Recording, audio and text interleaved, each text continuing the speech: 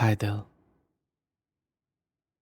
It's April 3rd, 2005.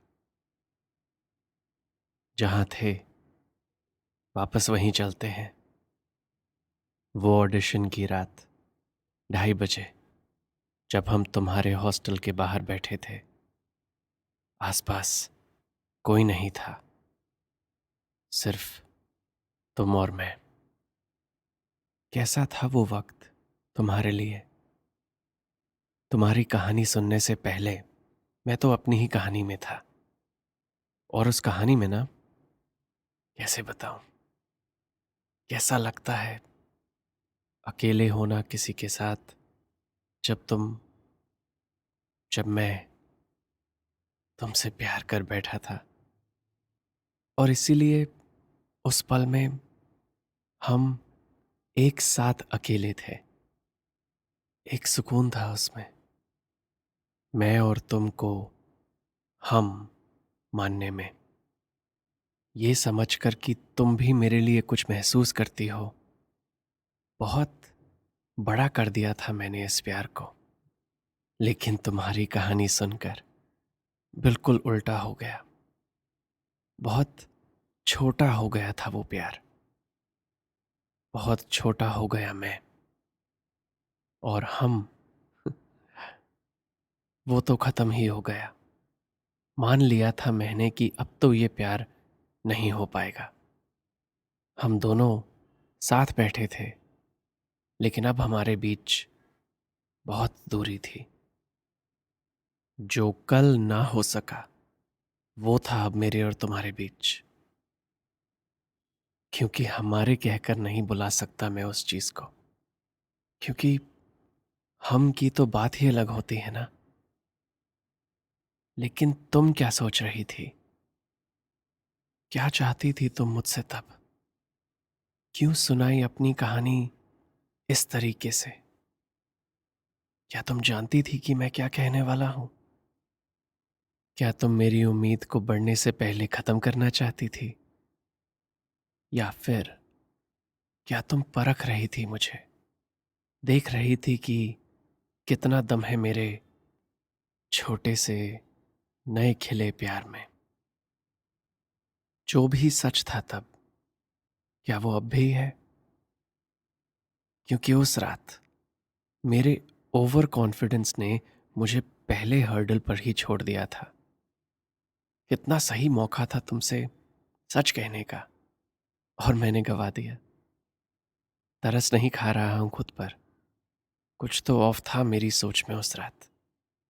For example, उस रात जब तुमने एक्स बॉयफ्रेंड कहा, तो मैंने एक्स क्यों नहीं सुना? अपने आप के साथ ऐसा धोखा क्यों किया मैंने? दोस्ती का रास्ता आसान दिखा तो प्यार के रास्ते को मिटा दिया। ऐसे हारना क्यों चाहता था मैं? हार मानना आसान क्यों होता है? उस वक्त तुम्हारे सामने खड़े क्यों नहीं कह पाया मैं ये सब आसानी से, कि तुम्हारा कल जैसा भी था दिल, तुम्हारे आज में मैं तुम्हें चाहता हूं। हाँ, सिर्फ एक हफ्ता पहले मिले थे हम, उसमें से आधा वक्त तो तुम गायब ही थी। फिर भी हो गया है तुमसे प्यार। रिस्की होता ना ये सब कहना। एग्जैक्टली क्या था रिस्क पर? दोस्ती तो थी नहीं कि उसके बिना अधूरा लगता कुछ। सच तो ये है दिल, कि मुझे खुद पर ही विश्वास नहीं था। मान ही नहीं पा रहा था मैं कि कोई ऐसी दुनिया है मेरे आने वाले कल में जिसमें तुम्हें मैं पसंद हूं। सारे कॉन्फिडेंस की धज्जियां उड़ गई थी तुम्हारी कहानी सुनकर। और ये दोस्तों, इसे कहते हैं द मैजिक ऑफ इनसिक्योरिटी। लेकिन एक और बात है दिल, मुझे लगता है शायद कि तुम जानती थी कि मैं क्या कहना चाहता था तुमसे उस रात। शायद तुमने देखा मुझे इस राज को बनाते हुए, तुमसे छुपाते हुए। क्योंकि जब तुमने अपनी कहानी पूरी करी, उसके बाद तुमने मुझसे पूछा था कि मैं तुमसे क्या कहना चाहता था। और अब मैं सोच रहा हूं कि तुम जानती थी ना कि क्या सच था मेरे अंदर। जो जवाब दिया था मैंने तुम्हें तब, वो भी झूठ नहीं था। मैंने कहा था तुमसे कि ऑडिशन का रिजल्ट कुछ भी हो, मैं अब से तुम्हारे लिए लिखना चाहता हूं। बस इतना कहकर मैं चुप हो गया। आगे का सच नहीं कहा कि मैं तुम्हारे लिए लिखना चाहता हूं क्योंकि मुझे तुमसे प्यार हो गया है दिल। और तुमने इंतजार करा मेरा। शायद तुम समझ गई थी कि मेरी बात अधूरी है, लेकिन मैं नहीं कह पाया। तो दिल, अब सवाल ये बनता है कि ये इनसिक्योरिटी कहां से आई। तुम्हें याद है इस कहानी के पहले एपिसोड में मैंने तुम्हें बताया था कि जब अगस्त में मैं दिल्ली आया था, उससे कुछ ही दिन पहले किसी ने मेरा दिल तोड़ा था।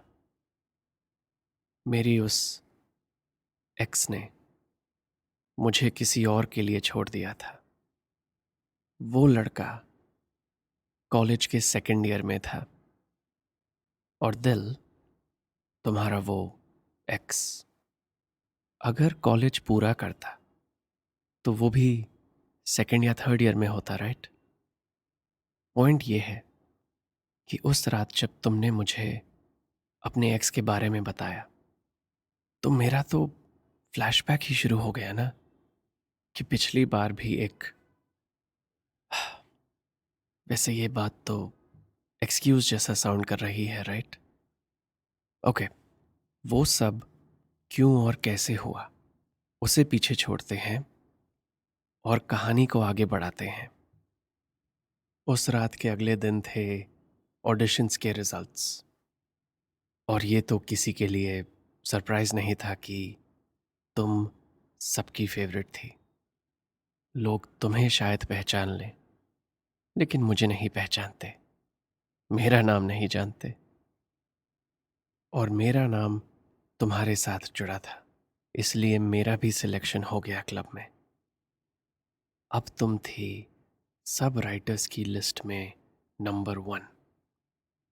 सब तुम्हारे लिए लिखना चाहते थे, और इस बात से सीनियर एक्टर्स इतने खुश नहीं थे, लेकिन क्लब प्रेसिडेंट को तुम पसंद थी। और इस सब का मतलब एक ही था कि अब तुम्हारा और मेरा मिलना होने वाला था बहुत कम। तुम स्टेज और स्पॉटलाइट दोनों की शान बनने वाली थी, और मुझे तो अब बस बैक स्टेज के अंधेरे से ही तुम्हें देखने का मौका मिलता। लेकिन फिर इस कहानी का अगला ट्विस्ट तुमने मुझे दिया।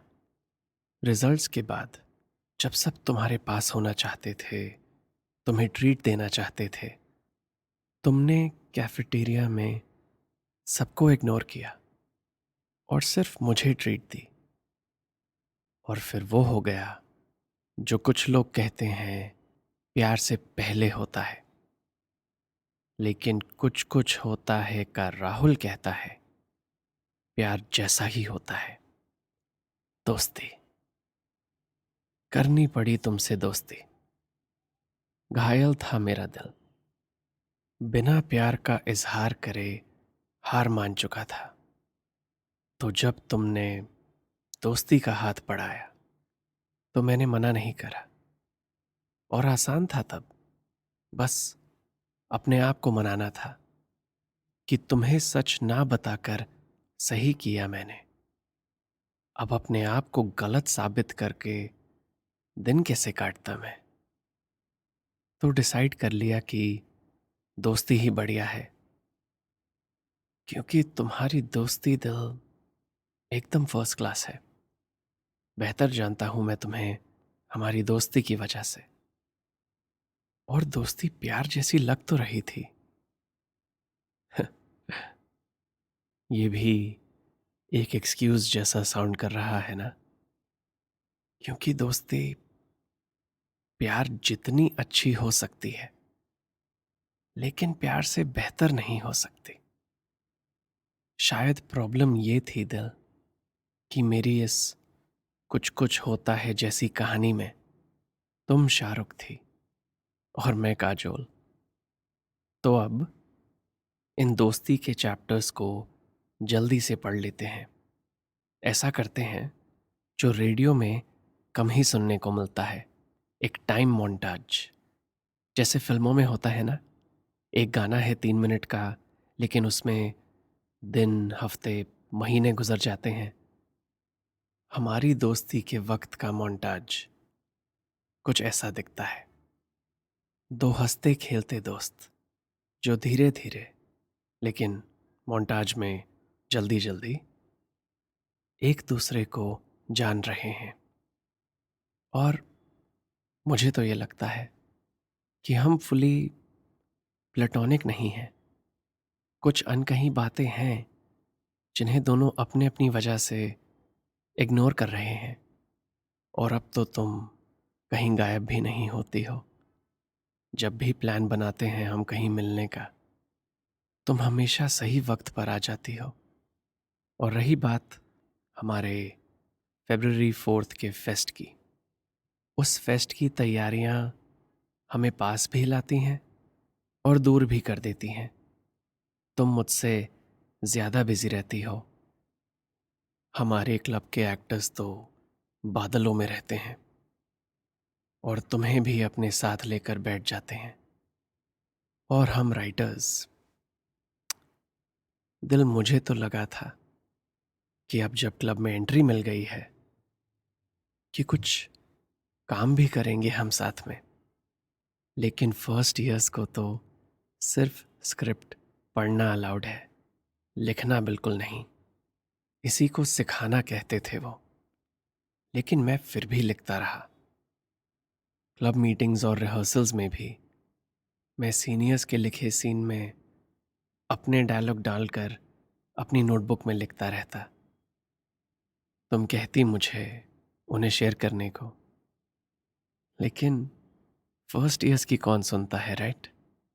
वैसे और भी कुछ लिख रहा था मैं तब, जो तुम्हें नहीं दिखा सकता था, क्योंकि वो सब तुम्हारे बारे में था।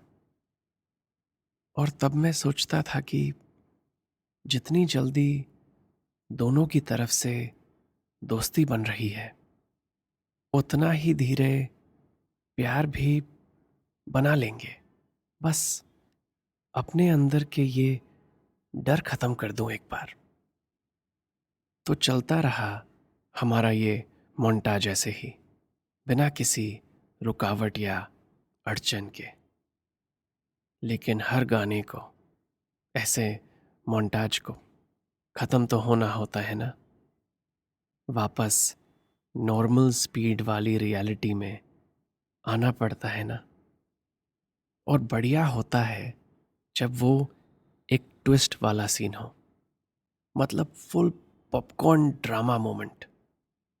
जैसे कुछ कुछ होता है में राहुल और अंजलि के बीच की दोस्ती कम कब पड़ी थी, जब उस कहानी में राहुल के प्यार टीना की एंट्री हुई थी।